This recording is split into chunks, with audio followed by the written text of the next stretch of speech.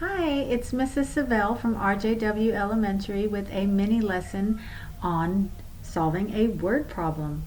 So let's read this example word problem and figure out the strategy we need to use. It's very important to look at some clue words and picture the word problem to figure out what strategy you're going to use. It's very common for boys and girls to just guess.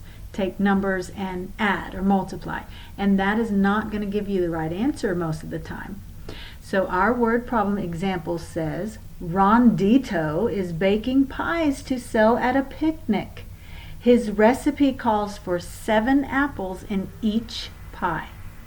He has a crate containing 168 apples.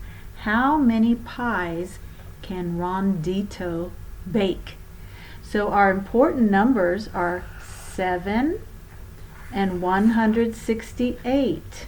So if I picture this, or I can even draw it out, Rondito has that big crate of 168 apples. Hopefully they're all good and none of them are rotten.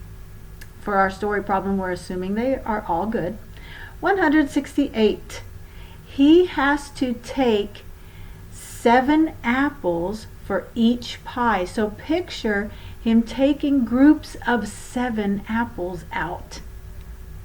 Does that give you a clue? We're going to divide. So we're going to use long division. 168 divided by 7.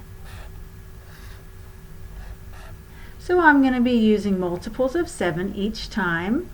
1 divided by 7, 1 is too low. I'm going to do 16 divided by 7. So multiples of 7, 7, 14, stop there. 16 divided by 7 is 2. I put the 2 above the 6. 2 times 7 is 14. I do 16 minus 14. I get 2. 2 is less than 7, so I go the next step. I bring down the 8. I do 28 divided by 7. 7, 14, 21, 28, exactly 28. So 28 divided by 7 is 4. 4 times 7 is 28. I subtract, I get 0. No more numbers to bring down. The 0 means there's no remainder. So Rondito can bake exactly 24 pies. Make sure you look back at the question and see if that's a reasonable answer, and it is. And have a great day. Have fun with math.